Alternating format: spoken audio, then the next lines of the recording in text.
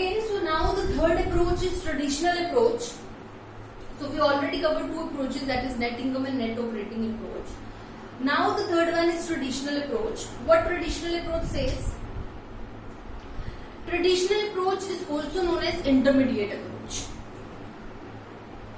Now what is intermediate? As you already know, intermediate होगा कि दो चीजों के बीच में या दो से ज्यादा चीजों के बीच में कुछ इंटरमीडिएशन का काम कर रहा है, बीच में मीडिएटर का काम कर रहा है. So likewise you can see over here in the board as well. यहाँ पे दो चीजें लिखी हुई है, उसके अंदर टीए लिखा हुआ है. TA is traditional approach. वो दो क्या वर्ड्स हैं? This is the first approach already done and this is the second approach, that is net operating approach. So we already covered two approaches, that is net income and net operating approach. So now traditional approach is the intermediate approach. मतलब ये दो approaches के बीच में compromise करा रहे हैं. इन दो approaches के बीच की approach है intermediate approach है, which is the intermediator. We can say it like that as well कि इन दोनों के बीच का कोई रास्ता, मतलब जो इसने कहा उसको भी ले ले और जिस उसने कहा उसको भी ले ले, मतलब दोनों की बात को लेके एक अपनी approach बना देना. So that approach it is doing. This is doing.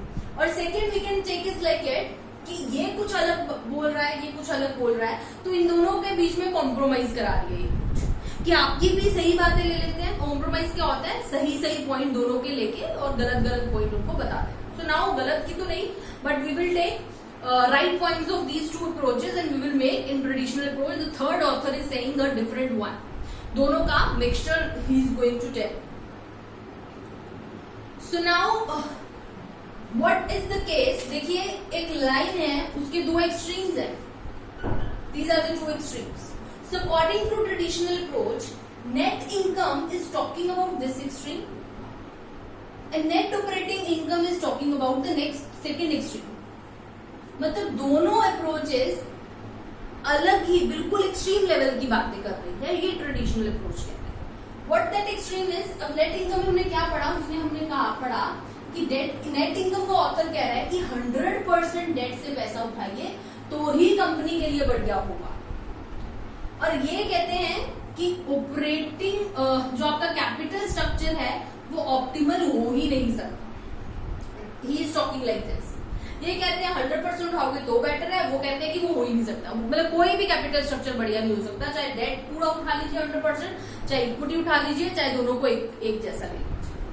So he is talking about that particular thing. So now traditional approach is going to create here some point and going to take here's point and here's point as well and going to create his own approach. Now you can see already I have drawn the graph for both the approaches. Net income में आपको याद होगा this was the approach, this was the graph जहां पे overall capital जो है वो decrease हो रही थी, दोनों कांस्टेंट थे. नेट ऑपरेटिंग इनकम में क्या था? नेट कॉस्ट ऑफ कैपिटल जो था वो कांस्टेंट हो जाता था और आपका ये तो ऑलरेडी कांस्टेंट है, ये आपका इंक्रीज होता है. जो ये अप्रोच कहती है कि ज्यादा डेट को ज्यादा उठाओगे तो आपकी कॉस्ट ऑफ इक्विटी जो है वो इंक्रीज हो जाएगी. ये भी वो एक पॉइंट कहता है. So now traditional approach. What traditional approach?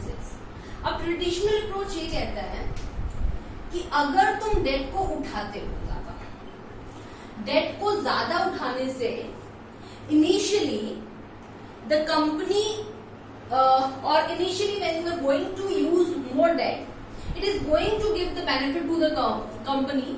Value of firm increase होगी और overall cost of capital decrease होगी. This will happen. Traditional approach ये कह रहा है, जो नेट इनकम ने कहा था वही ट्रेडिशनल अप्रोच कह रहा है. Second thing, what this approach is saying, that is,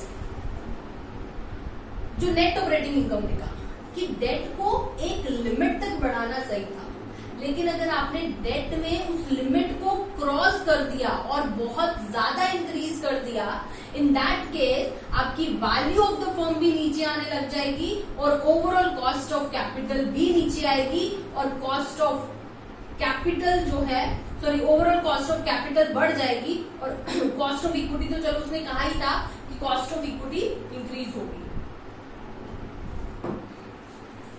सो इसका इसने ये पॉइंट ले लिया, एक लिमिट तक मतलब बढ़ाने से ये होगा, बट उसका भी ले लिया कि हाँ, बट पॉइंट क्या लिया? एक लिमिट तक. इनिशियली ये चीज होगी, बट बाद में ये नहीं होगा, ये होगा। कॉस्ट ऑफ इक्विटी भी बढ़ेगा, ओवरऑल कॉस्ट भी बढ़ेगा, इनफैक्ट कॉस्ट ऑफ डेट भी इंक्रीज हो जाएगा। So this is by traditional approach.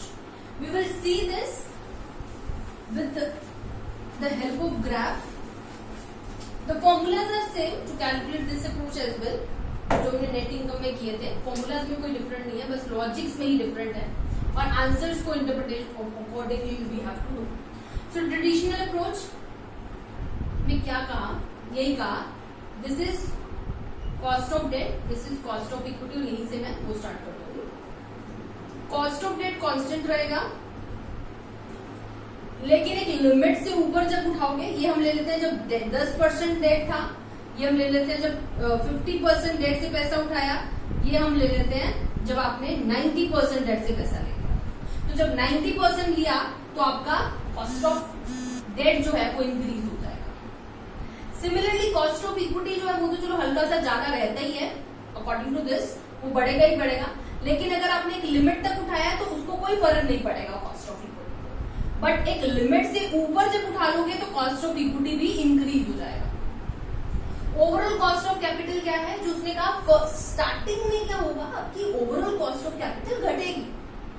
Overall cost of capital घटेगी अगर आप डेट से ज्यादा पैसा उठाते हो, और ज्यादा उठाया 50% आपकी फिर घटे। लेकिन जब एक्स्ट्रा आपने लिमिट को क्रॉस कर दिया तो आपका ओवरऑल कॉस्ट ऑफ कैपिटल जो है that will also increase. So this is the graph in traditional approach, and this graph says, so there are 3 stages in this particular graph. This is the first one, this is the second, and this is the third one. So now according to this approach, this area